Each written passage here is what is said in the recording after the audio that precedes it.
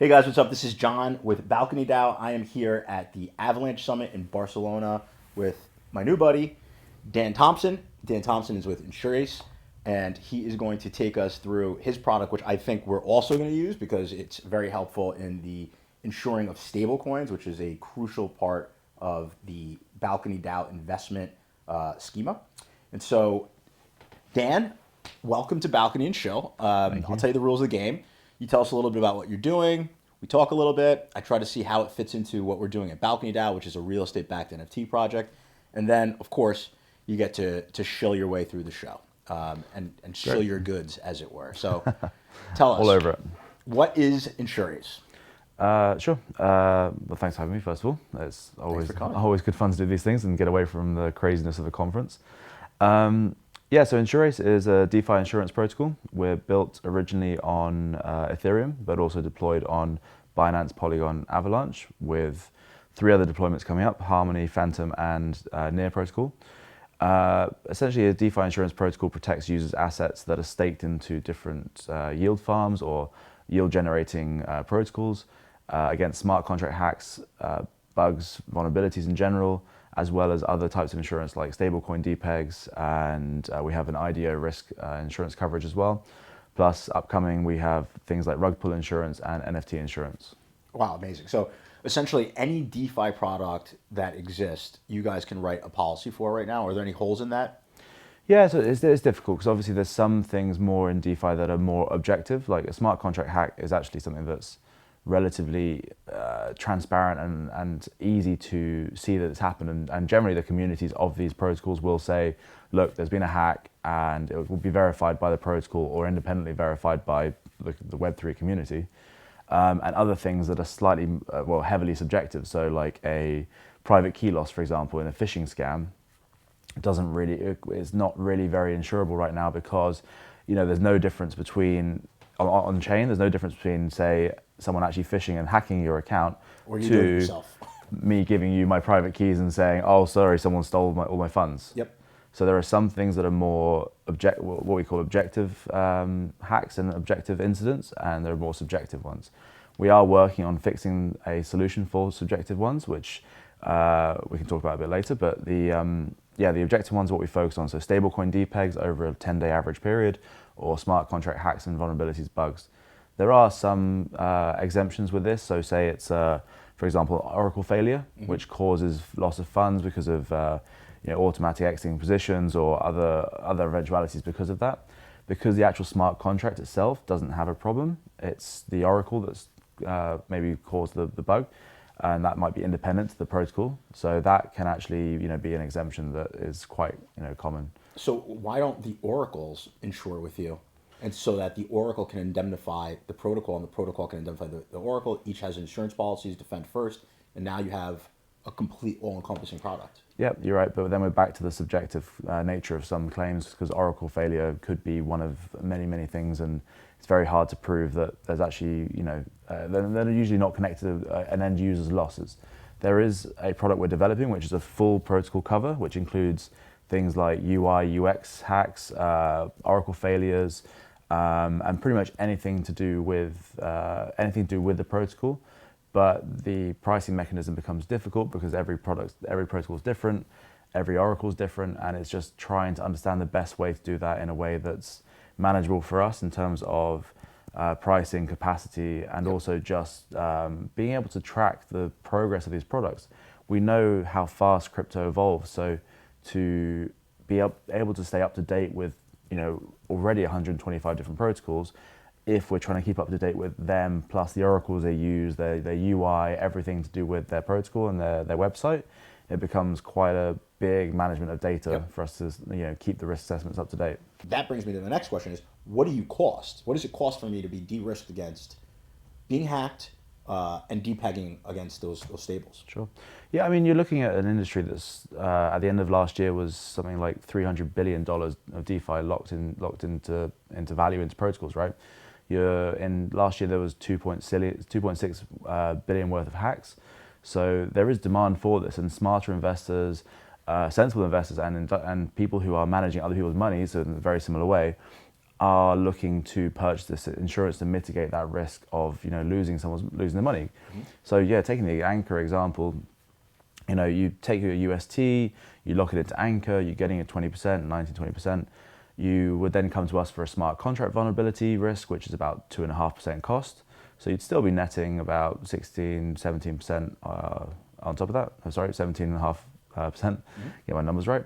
17.5% on that. Now, if you then are worried that UST might depeg while it's locked into Anchor, you can also buy stablecoin depeg insurance for the UST. That's about 1.5%. So it's roughly about 4% total cost to basically mean you've got nothing to worry about. You're getting a fixed, guaranteed, insured return with Anchor with staking your UST. So that's 16%, right, which in the current market is gold dust. You can't find that anywhere else as a secure investment.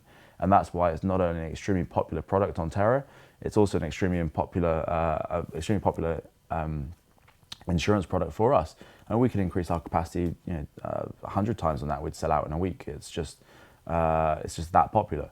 And then you can take that same example and apply it to any sort of DeFi protocol we cover. You look at Auto Farm, you're getting 30, 40, 50%. Beefy Finance, 80, 90, 100, 200, 300%. For just a couple of percentage points, you are protecting your assets against those sort of hacks and vulnerabilities that do exist in this space and are regularly coming out. It's an emerging space. Everything's changing a lot. There's new code, new developments, and hackers out there are just particularly motivated to find the way through, even through great teams. People have been audited many, many times. A particular example I like to talk about is Impossible Finance. So these guys basically built Binance Labs. They're one of the best development teams out there. They raised a significant amount of money in their initial seed round. They launched with 4 different audits, and even with 4 audits, they still were a victim of a hack. Now, luckily, they had enough capital reserves to pay out their users, but even that will be something that changes in the coming months or years. Protocols won't always, have that available treasury to pay out if they need to, and so that's where insurance really is that final backstop against that risk. Yeah, at the moment, protocols are using treasury as a not very good risk mitigation tool against these exploits, which is just bad business. Yeah. And so the insurance product is an obvious no-brainer. I have a few questions though. First of all, do you require that every single one of these insureds are audited prior to writing the policy? And secondly, you've de-risked this investment for me. However, who are you? Okay. Are you going to pay out? And that's right. That's at the end of the day. So for example, in the real estate business, sometimes people have to sign these PGs, these personal guarantees, right? This is the most ridiculous practice in the world. You can write 3,000x your net worth in PGs. They're not publicly recorded. It's not like anybody says, thank you for this, $5 million PG. I see you have the net worth to pay this. What other PGs are out there? No one does this, right? I guess there's some covenants and some agreements that require it, but it's easy to game, right? And so the question here is, you write this policy, I feel really great about it, and now I have a claim. Do you have the cash to pay it? How much are you concentrated in any given protocol? Sure. What is the blow up risk of InsurAce? Yep, that's a great question. And the first question was, do we cover audited or unaudited protocols? At the moment, yes, we have a few minimum requirements. So each protocol we list has to go through a risk assessment for us. They have to have a minimum of 10 mil TVL, a minimum of 1 decent audit, and be alive for at least 1 month. So okay, let's do that one more time. Requirement 1 is what? Risk assessment from us, which is basically like a full audit of not only the code, the team, the investors, community. We check on pretty much everything, as well as online like DeFi safety scores, DeFi Llama, references, loads of different sources that create a full risk assessment score for us out of 100. And because of that, that allows us to cost up the premium. Okay, so let's go through the workflow while we're doing it then. So you're going to do this risk assessment. Do I deposit $10,000 for you to do the risk assessment before it's done? Do you do it free? It's free. It's free for protocols. Okay, so great. we list protocols based on demand from our community or theirs. So the Balcony DAO community might say, oh, actually, we want to make sure that we're insured. We then look at it, see if it fits our basic criteria, and if it does, we'll go through the risk assessment process, ideally with the team, because that helps to bring down the premium. And also we like to work with the different protocols and partners. but we don't have to. There are many, many protocols we list just directly because we think it's a great project, or we think there's going to be big demand for the insurance product. Okay, so we've done the risk assessment. I've Yep. not paid you money. You guys are just a bunch of mensches. You jump in, you look for holes, you don't find any. We're good. What's the next thing that happens? So you get listed on our app, Okay. and you get listed with an initial capacity, which is a percentage of our total available capacity, as well as an initial premium price.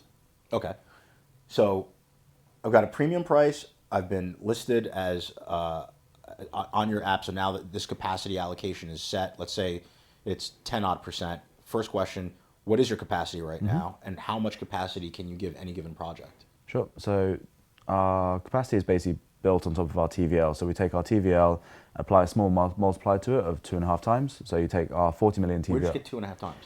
Our actuaries and risk assessors have just decided that's a safe level to start with. And you've got to account for the fact that we only cover protocols that have gone through our risk assessment and other audits, so they're at the higher end of security as well. Plus, when a hack typically happens on any protocol, the amount of TVL that's taken is somewhere between 10 to 20% only. So in theory, even just going by that alone, it would be a 5x increase that we could underwrite. Right. As So an incredibly average. conservative. Okay, so I stopped you. So I'm on your app. You've got the capacity. Yep. What is the total capacity that you can give me now? So 2.5 times our 40 million TVL, 100 million right now, is the total capacity across all the 125 different protocols we cover on 20 different public chains. So no one chain can have more than 10%, no one protocol can have more than 5% of that total capacity. Okay, so you have a limit 10% total concentration in any given protocol on a 2.5 times TVL capacity target.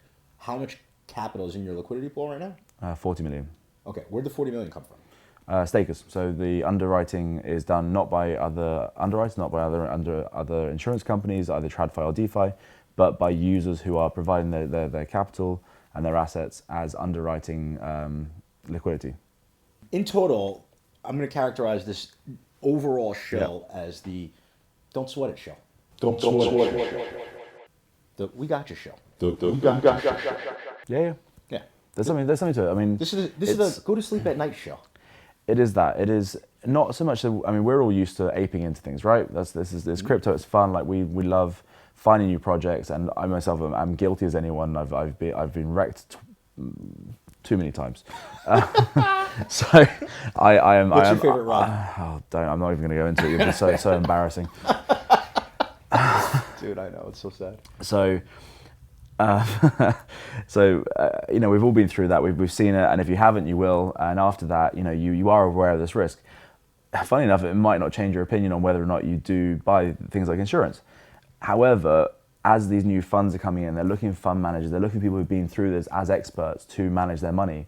It is then that you say, do you know what? I wouldn't do this to me personally for my small one, but if I'm managing someone else's liquidity of like 10 million, they want to invest in the space, you know for sure you're going to be there buying insurance. And a big chunk of new, every event we do, every conference we go to, every day, every week, we get new funds coming to us saying, look, we're looking to get into DeFi, we're approaching trying to find the safest way to do this. We'd love to get a quote from InsurAce to provide insurance for this. And that is growing. Our sales are growing 60% month on month. We're the fastest growing insurance protocol out there. It's just such an enormous space to tackle, and it's still growing, even though obviously the market's having a bit of a wobble right now. The insurance space in DeFi is still growing, and the demand is there. I'm going to say that was the hyperbolic growth shill.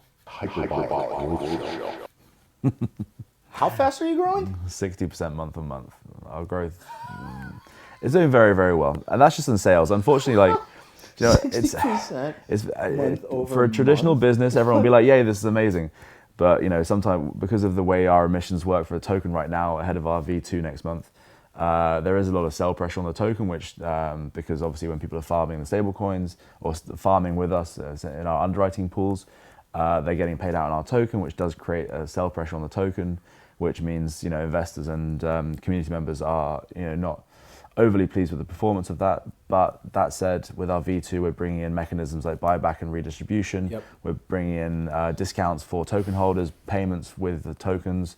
For insurance, we're bringing in loads of different mechanisms that allow, at least alleviate a strong portion of that sell pressure, which should reverse dynamic. and now that revenues are getting to a substantial amount, we can start reinvesting that into other investment options like Balcony DAO, and start seeing some good yield that we can then basically keep that reinvestment going in and essentially multiply that return. You said something really important. He said that he could invest with Balcony DAO. And I like that idea quite a bit, actually. I think you ought to invest with Balcony DAO. This is what I would say is the JV shill going on over here. JV shill. You guys really should. First of all, real estate provides stable returns, as you know. Traditionally, insurance companies have invested in real estate for this reason. I think that part of your treasury should be with us, and it also limits that sell pressure. If you take your tokens and you have your community push that into our DAO, we'll take custody, we'll give them yield, and we'll pay them out in our coins. It takes the sell pressure off of yours and creates a much more stable ecosystem for what you're doing. Also, we'll probably use your product because it's a very good product. I like the conservative underwriting. I feel a little bad about it because I think you guys are kind of screwing yourselves a little bit. At 2.5 times TVL, I think you guys are really, really maybe too conservative. But I'm not going to cry about my insurance company being too conservative. You know, it's our first year. I mean, we are the most transparent insurance protocol out there. You see our data page. We're all on chain. Everything's verifiable. The conservative nature of it is because our team they're a very good building team, but they are very cautious for our first year. After that, with our V2, it will improve. That multiplier will improve with our V2 coming up next month as well. So that will allow us to sell more, and yes, allow us to have more capacity to work with people more and more. And you're right. So investing in, so we can take a chunk of our TVL. We take maybe 10% of that. That's 4 million even at current amounts, plus revenues. So we've already generated around 2 million worth of revenues in the first year, the first 10 months really. So it is growing. So you take that initial 6 million, you're sticking that into anything, let's say something that generates 20% like Anchor, right? All of a sudden you're generating 4 million. I'm going crazy. $800,000. $800,000 worth of yield. I've been talking numbers all day. Under 10%. So yeah, you're actually ending up generating a decent amount of revenue extra on top each year, and then that will only multiply and keep increasing as our revenues increase as well. So we end up actually, making quite a lot back for not only our community, but also the underwriters who can then be generating higher APYs by providing capital to us. Yeah, I mean, I love the idea of the traditional investor being the underwriter of the risk and directly funding these policies or these payouts, right? It essentially allows ownership of a DeFi insurance protocol, right? So by either owning the token as a shareholder or by investing into our staking pools, you are essentially becoming an owner of a insurance protocol that is generating revenues, which a lot of DeFi protocols just aren't. There are a lot of hype, but to actually be generating real revenues in this space is relatively rare. Yeah, it is relatively rare. As insurance and real estate people, our whole world is yield. Like that's what we care about. Yep. For us, it's very difficult for us to get excited about beta and all this other we just want yield. Yep. That's what we focus on. And it is rare actually in the DeFi space right now to have a consistently risk-adjusted yield delivered to stakers that you could explain in very simple mechanics and see how they can directly contribute to that yield by staking some modicum of capital. Yep. And we have customers, we've got our repeat customers, like I said, we've got more funds coming in the whole time, and they are coming back to us. We have a great referral program as well, which gets used a lot. So what makes InsurAce better than your competitors? I mean, there's several major players in the space. How do you stack up against the comp? Yeah, so I mean, we're definitely the fastest growing. Yeah, here we go. Let's get it all. Yeah, so I mean, there's a big enough space for lots of different insurance protocols out there, and the general sentiment is we're very, very collaborative and we have regular contact with all of them. The other advantages of us, though, after all the niceties, the advantages really are that we don't have KYC, so full degen. What? Full degen. What? Full DeFi. What do you mean you don't have KYC? No KYC. What are you talking about? All on chain. What do you mean you don't have KYC? It's all on chain, DeFi. Straight DeFi protocol. Everything's connected to your wallet. Where are you guys domiciled? The entity is based in BVI, but the team are based in Singapore. Okay. So you're British Virgin Islands domiciled DeFi product that doesn't KYC investments into an LP that gives yield. Yes. And also from the insurance side as well. So when you buy insurance, all you do is connect your wallet. It takes literally a minute. Connect your wallet, select the protocols you want to cover. We have a great portfolio method where you can literally go through our app and select as many different protocols as you want. You come through to our checkout page, a bit like a shopping list. You tell us how much you want to cover, for how long, can be minimum 15 days, up to 1 year. And you can do all your bags in one go. And pretty soon we're going to have a really great integration with 8board, which will allow us to like single click, show you everywhere you're staked in DeFi and give you a quote directly to cover everything in one go. And by doing this portfolio method, we actually end up about 60, 70, sometimes 80% cheaper than any other competitor. In the DeFi space today, not the carbon-based. Like No, compared to other DeFi protocols, not to name names, but yeah, we end up being significantly cheaper through well, our pricing anyway, but then through a portfolio method and you insuring all your bags in one go, you not only save on the actual cost of the insurance, but also gas fees as well, because you're doing them all in one go instead of one by one. So especially for Ethereum-based protocols, that's a real, big saver. Yeah, I would like to call that the "Do you like your money, son?" shill. Do you like money, son? Shill. That's pretty good. That's a nice one. I like it. If you like your money, you probably want to roll with you, huh? That's the one. If you want us to really save and really just cover everything for a lot less money, really reducing that cost. Again, this is where the funds are like coming to us now, because it just makes sense, like to actually mitigate the risk and then do it at a significantly lower cost and time cost without having to go through KYC processes is. So let's talk about time. What is the turnaround time from hello to insured? For you as an insurance customer? Yeah, that's all I care about. I don't care about you. A couple of minutes if you're What? really fast. What? I mean, obviously you're new to the app, What so are you, like, let's say a Usain few Bolt minutes. DeFi insurance company? What are you talking about? A couple Let's of say I minutes. go to app.insurace.io, I select the protocols I want to cover. Say I've got 10K in each, maybe I've got 5 different protocols, so you're covering 50K, maybe my investment term is 2 months, put 60 days cover. Oh, wait a minute. Connect wallet, choose which wallet you want, which chain you want to use, and then literally hit connect and pay. So that's a retail customer, but what about us as an institutional customer? As an institutional customer, same. Everything's on chain, same app, same process. Wow. We might actually use you. We might actually use you. I would advise so. Yeah. It's Yeah. Yeah. That's the duh shill. That's yeah. a I like that one. that's a why not? That's a smart move. Yeah. Look, as the English say, it'd be rude not to. It would be rude not to at this point. Not. That's great, man. I really like the product. I think it's really exciting. It's definitely useful for what we're doing, because we love stablecoins.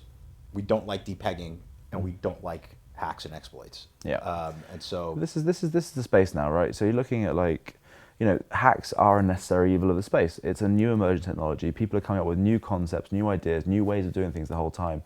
New code, new different tech-based ecosystems, even Rust-based ecosystems coming out now on top of EVMs dominating for so long. These are different ways of doing everything we're so used to. And of course there's going to be bugs, of course there's going to be codes, of course the developers care about their product, and auditors will care about their jobs, they want to do a good job. But at the end of the day, the most motivated people here are hackers to find exploits. You see the people walking away with the wormhole exploit, like 600 million, maybe not in the end because they've paid that back, but these big exploits are happening. Yep. And it's very not easy, but like all it takes them is just to be a bit dedicated, scroll through a load of code, and they are particularly motivated to find something that can generate them a decent amount of income through hacking. is like your office. This is just like a whole bunch of like sadists that just start high-fiving each other when people get wormholed. Like, are you just like, boom? No, I mean, look, we don't want to do the fear shield. We don't want to do that. You are going to get hacked if you don't buy insurance shield. Let's call it that one, right? We don't want to do that. That's the nice property. Be ashamed if something didn't happen to it. Shill. I like that. Nice property. Be ashamed of something didn't happen to it. Basically, like we don't want to shield through fear. We don't want to say, look, you are next in line to get hacked, right? It does happen. It can happen. Hacking is a necessary evil of this space, but smart investors really are looking at getting the insurance coverage for it. I mean, it's a great sign for DeFi that a product like this exists because it means that like this like adolescent, pimple-faced, total pain in the ass is like growing up and turning into a man. Like we're raising a baby here. You know, like and we know we're hitting the nail on the head here because we are getting chased down by traditional insurance companies who are desperate to get into the space, and so they are trying to work with us in any way possible to find a way in themselves. I mean, they could just stake into the LP pool. They could, but then they have issues with regulation of holding and staking crypto and getting returns in that way. Right. And then there's a gap between their availability of funds, locking it into a DeFi protocol, which is technically unregulated at this time, and justifying that to their own governments, entities, which are normally located in certain jurisdictions. To then go to a DeFi protocol, which is global, is sort of outside their remit and could jeopardize their licenses. Yep, I can see that. It's interesting because those regulations are the moat for your business. Right. And your competitors in the carbon-based world, in the meat world, can't enter your space for the regulations that they think are protecting their interests. They're actually precluding them from operating in your space. It's hysterical. I mean, they obviously have benefited from those regulations and their position within them for a very, very long time. And that is one of the biggest disruptions that in the long term we will get to when we start to do traditional retail insurance products with the system we're building right now. All of a sudden, it does disrupt that industry in an absolutely massive way. Right now, it's very easy to focus on objective things like hacks and stablecoin depegs. But in the long term, as you get more into these subjective ideas of pretty much anything, whether it's financial or anything really, that's an insurable event, as soon as you figure out that gap between the submitting of evidence and the approval process through governance of token holders or an independent DAO system, for example, all of a sudden you do create a process that takes something like traditional insurance takes months and months to go through the process of like payouts and checks and everything else to actually get to pay you what you're owed, takes that down to about a 10 to 15 day process. Yeah, let's talk about getting paid on insurance policies. It's one of the rarest things on earth. Right. So do you guys pay, have you paid out on any policies? So unfortunately, we haven't actually had any claims that were legitimate because of any hacks. We've had one claim. It was due to an impermanent loss issue, and it was rejected by our community because of that. Whoa, hold on a second. What do you mean it was rejected by your community? Are the stakers reviewing the claims and weighing in on what they believe is the legitimacy of those claims before it pays out? Sure, let me go through the process. So at the moment, when there's a claim that comes through, the evidence is submitted by the user. That goes to our team who put together a report with the suggested accept or reject.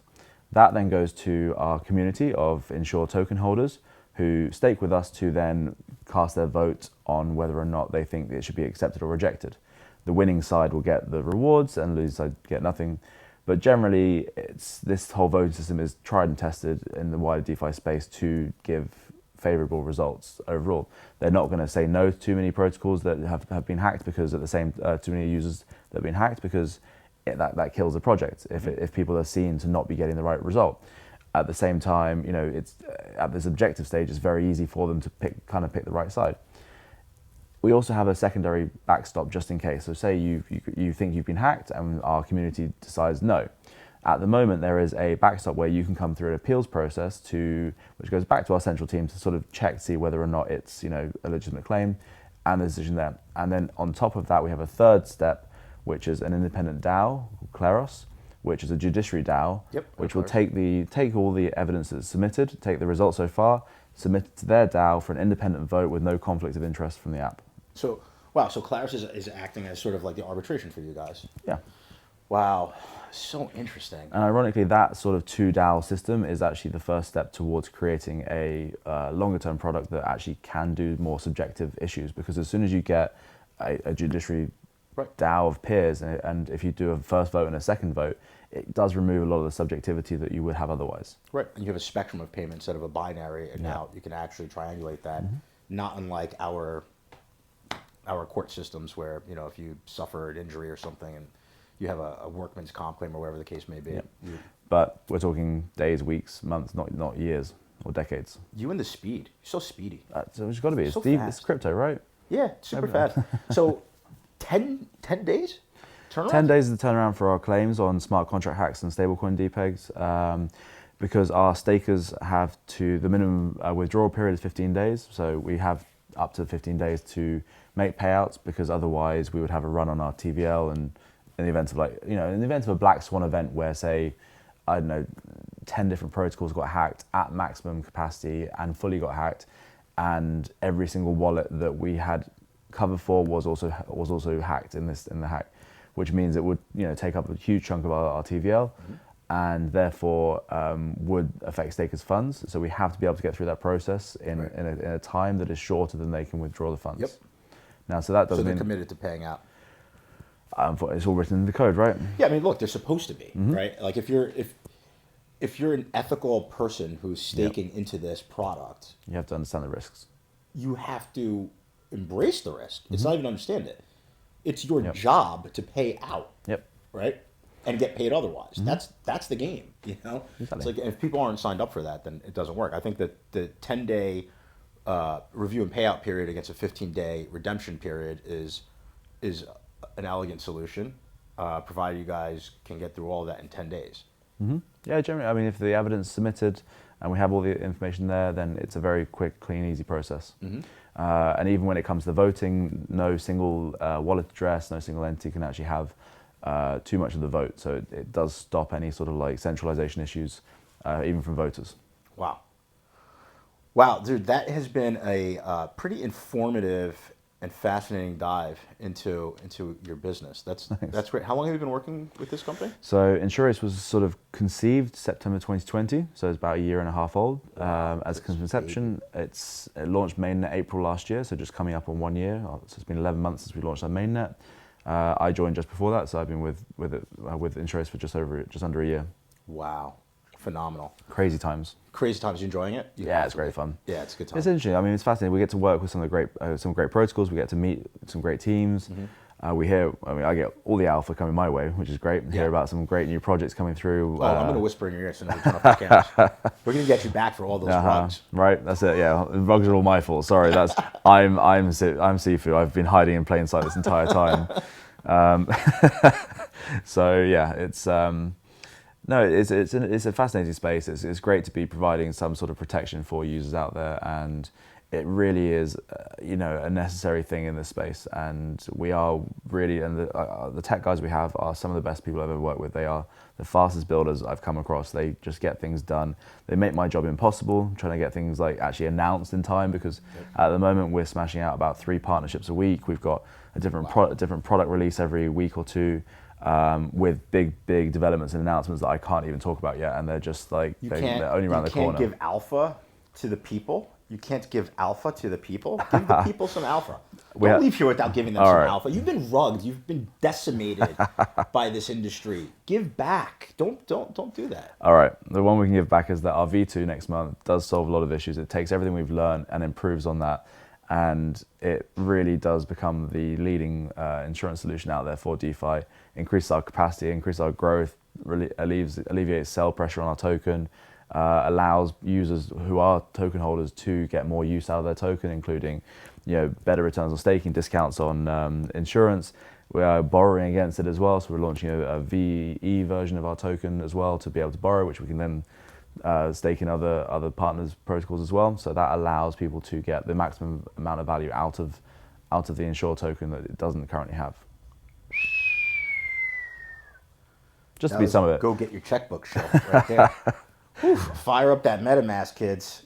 That sounds juicy. That sounds really juicy. So the V2 white paper will be out by the end of this month, so within a week. And we're also super excited about it. We've been working on it very hard for the last few months, and it's the team just are genuinely incredible. We've got some really, really cool stuff coming up. Wow. Well, that sounds amazing. Thank you for coming on Balcony and Shill and talking about Balcony a little bit, talking about InsurAce and shilling your product. Your shill was a good shill. I liked it. Thanks. It was a cohesive shill. It was informative. It was laid back in that sort of like English way. I liked it. I think it was a very good show.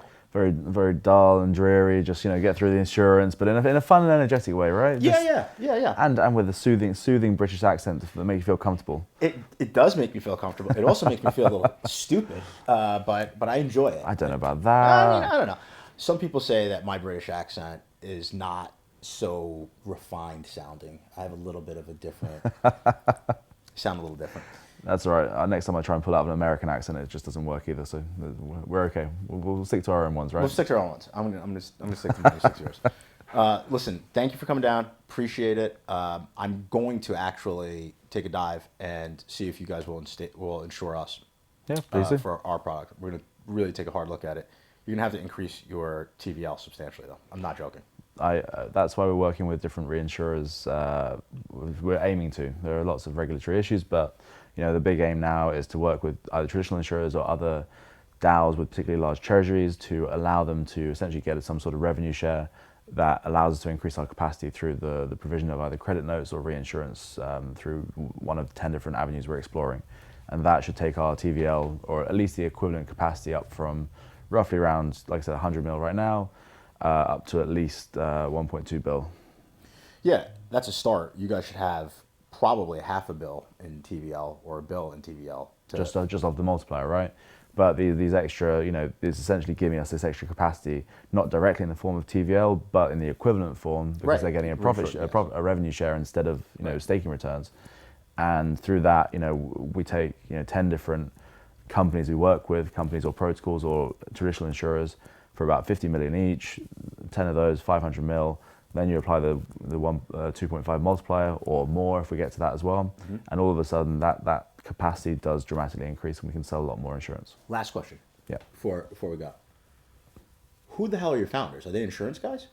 Yeah, so we've got our team are actually all based out of Singapore. Mm-hmm. So Oliver is our founder. He has a background in both insurtech and also he was the British name ever. What's that? It's such a British name. It's like so Oliver, British. He's Chinese, Singaporean. He's Chinese? Yeah.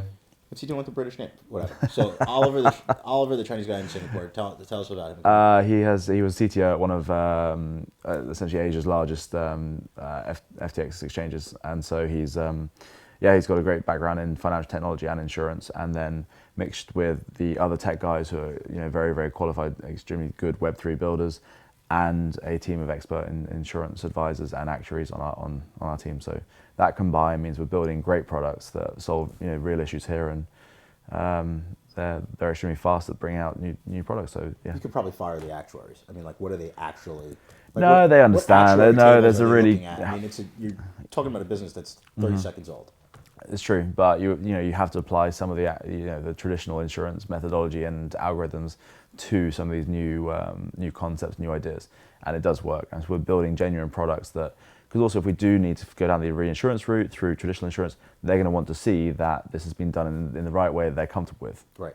From someone that they trust because they've gone through the same system. Right. If it was up to me and I'm turning around saying, yeah, do you know what, just stick it on 5% premium for 10 mil capacity, and we'll just finger to the wind and see what happens. Right. It's I get a lot of my ideas shot down. Yeah. I would imagine the actuaries don't love you around the office. I'm slightly less risk averse than they are, so I'm like, we can take on any new protocol. It's fine. Just let them in. We just charge them a fluid rate, and it could be up to 20, 30, 40. Hell, you're looking at like Olympus DAO with a few 1,000% APY. In theory, you can just charge it full 100% and it'll be fine. You would never insure Olympus DAO, would you? We do. We cover Olympus DAO. You what? We even cover. What are you kidding me? We have Abracadabra. We had Time for a while and Wonderland. We cover these. We cover. You're insuring the DAOs with the crazy APYs. Yes. Not all of them, but the bigger ones that we work closely with. Wait, hold on a second. Let's back up. That not the last question. What insurance policy are you writing against Olympus? Just exploits, just hacks. You're not smart contract hacks, vulnerabilities. Yeah. Right. Okay, that makes sense. You're not insuring in any way, shape, or form any kind of a DPEG or any sort of a yield-based. We have the DPEG insurance on MIM for Abracadabra. Right. Well, that's their stablecoin token, so that makes sense. But apart from that, no. It's just so nothing to do with their APYs, just the smart contract hacks and bugs. Okay. That's more understandable, right? It's there. It's not just more understandable. That's just really good business because they've got huge amounts of capital floating around. Yep. They're offering infinity APY. No one cares at that point. And you're insuring actually the least of the threats to Yes, the right. token Yeah. holders by a country mile.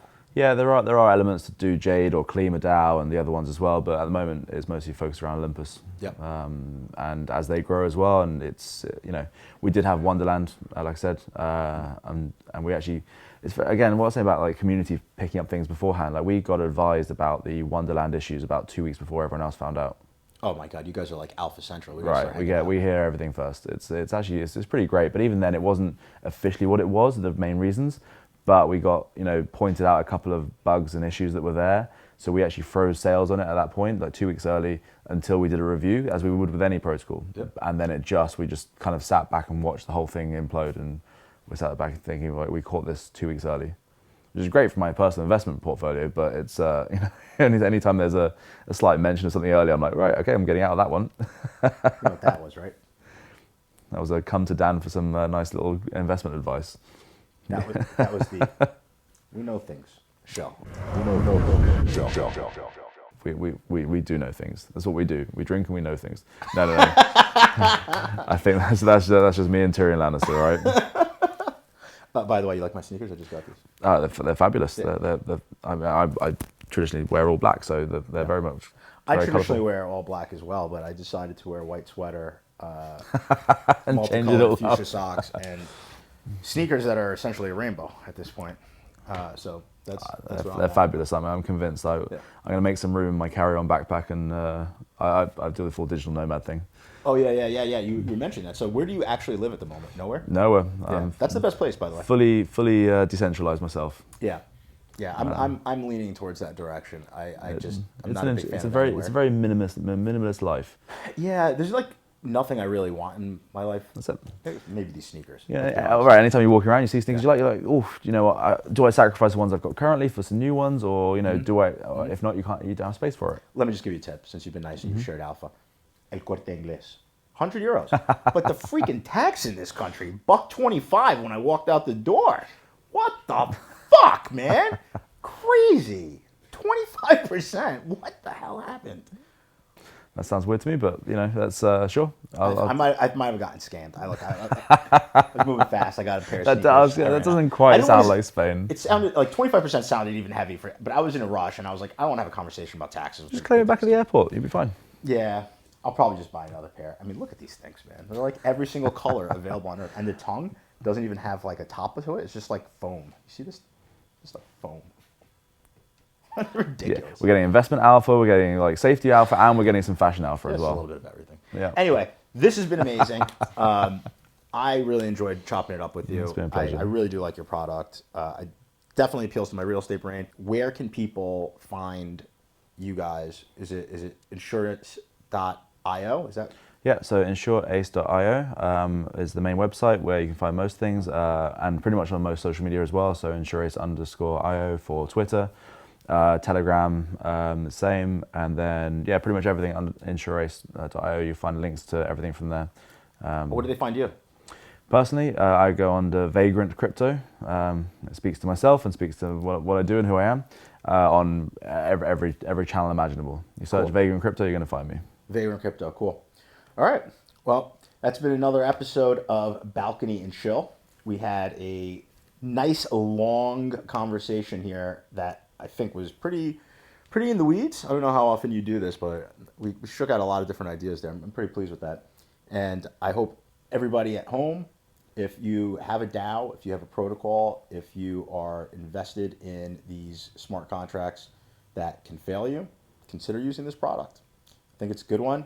I think you need something. And obviously, I think that this product is worthwhile, which is why I decided to have you guys on the show. So I hope you guys find some value in it. For this episode of Balcony Shill in Barcelona, peace.